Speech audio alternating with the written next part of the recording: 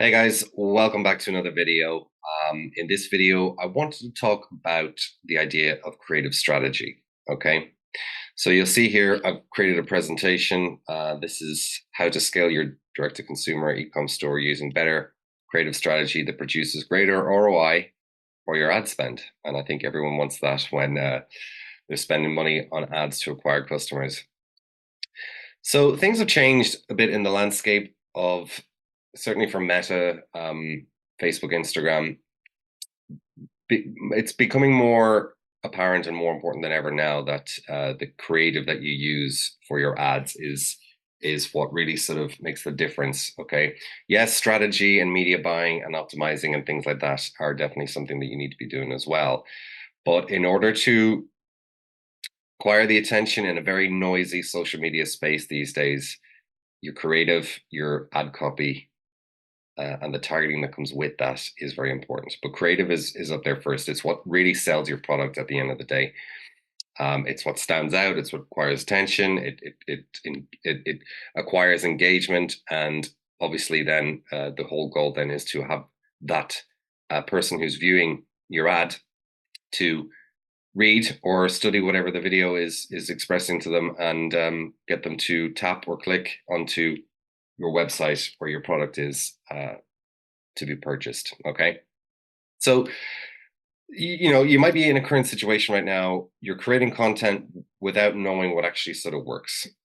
You don't know whether it's good or bad. You don't have a way of measuring performance. Okay, and what you want to get to is the desired situation where you know that the content that you're creating, which is costly, both in terms of time and financially as well. That you want to make sure that it's performing well, and what is acquired or what needs to be acquired in order to develop a good creative that's going to essentially get customers for you. Okay, so you want to be in that situation where you know what works, you know what content works, you know how it performs, how it converts, uh, as it's driving a low CPA for you and a higher ROAS. Okay, because that is the difference. So now a lot of brands come over to this part here of the presentation. A lot of the brands, everybody needs content. Every brand needs content. Content is both used for organically, also for your ads. It's also for the likes of your email, okay? Or all these sort of different channels. You're going to need some form of content, some form of video, media, image, okay? That helps to demonstrate in various kind of angles how your product can actually benefit the end customer, okay? Um, but a lot of brands think that they're creating good content that's actually converting, and what's happening really is that you're just spending money and time getting stuff produced that is not actually effective. It's not actually marketing asset. It's not something that's going to help you convert, really perform well. It may look good, but it doesn't actually perform, and that's what you really want. Okay, so you yeah, you can. Again, most brands, they can go onto online, or they might have an in-house team as well, where they're getting a content creator or say a videographer or a photographer to obviously take shots of the product or create some sort of a format, where you're going to end up with a product, imagery and video. So the unfortunate thing, like I said before, is that it looks amazing, but it's not actually performing. So these content creators, they create this sort of amazing sort of artistic end product that looks good, but it's not going to convert for your ads, okay, or even your organic content. So what happens is that you're spending time and money, and you're just basically running content that is not performing, okay, which is the issue. And what you want is you want to have a creative strategy in place that's actually going to perform. It's going to get the engagement. The hook rates are up.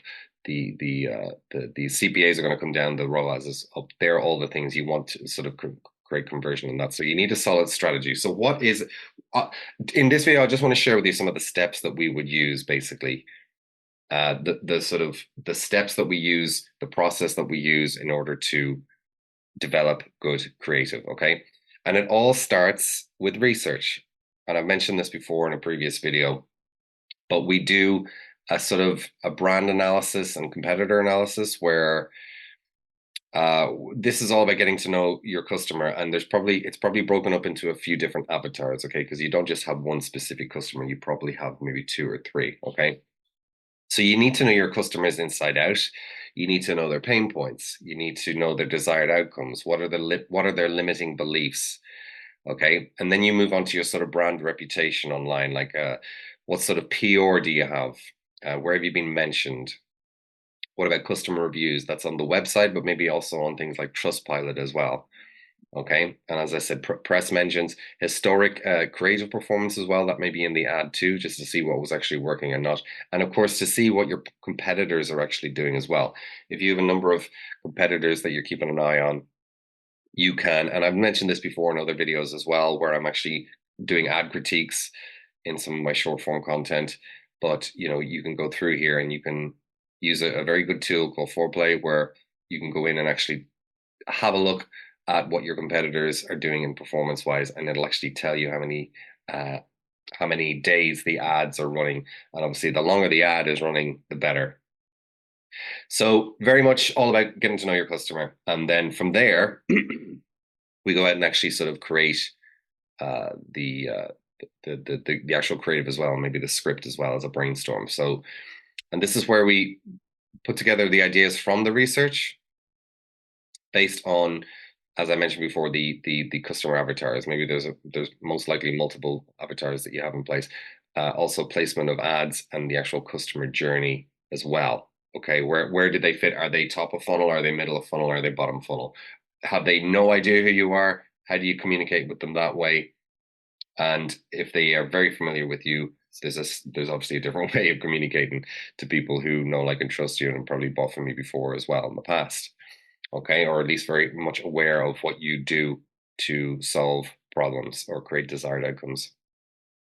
So that would be that. And then production of content. This is obviously where we would go ahead then and actually use either UGC, okay, or in-house video production. Okay. So from there, then you want to be looking at the idea of creative testing and analysis, okay, and making kind of any iterations that you need to based on the testing. So what's working for you and what's not working for you? That's what you need to sort of look at there. So some of the things that we would look at in creative testing and analysis are things like hook rates, okay, hold rates. Obviously, somebody is scrolling through their news feed. There's a ton of content. They're getting these dopamine hits. How is your ad going to stand out? So when they come onto what your ad is or your experience, like the hook rates, okay, have you hooked them in? Have you got them to stop? Are they holding?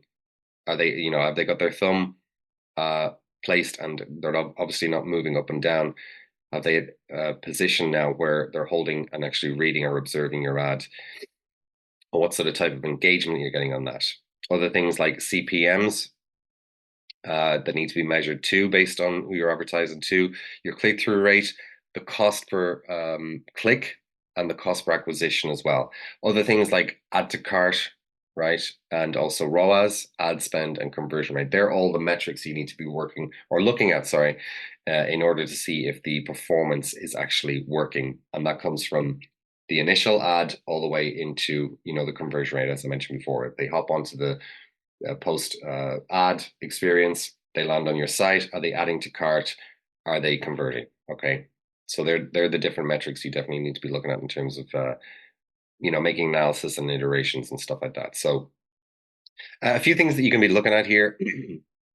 Your hook rate, if it's not working out, change the first 3 to 5 seconds of the video, because this is where people obviously are hooked in the first initial few seconds. Okay, you might want to change that up if that's not working out for you. If there's high drop-off rates, they improve the engagement of the ad. So are they actually holding it? And are they engaging? Are they observing? Are they indulged in the content in the ad? Okay, if that's a drop-off, you need to improve that engagement, of course. Okay, and then low click-through rates. Perhaps improve the offer, make more of a clear problem solution. Okay, in the ad, convey a better desired outcome. Okay, and if the cost per acquisition is high, you could also look into the idea of improving the offer and the actual landing page itself. The landing page, the experience of when, again, post funnel to actually conversion, order completion.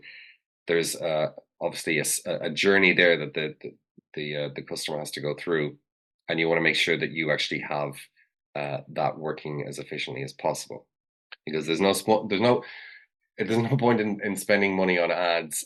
This really great creative that's getting all this attention, and it's doing its job of actually moving the customer from the social media platform onto your website, but then the website is a bad experience. It doesn't sell your product well. You're not, using certain images or video content or benefit driven sort of headline reviews, or even kind of like the shopping, like the shipping times, and even the expenses of that as well. You need to be shown that up front. So definitely an experience that you need to be making sure that you have right there as well.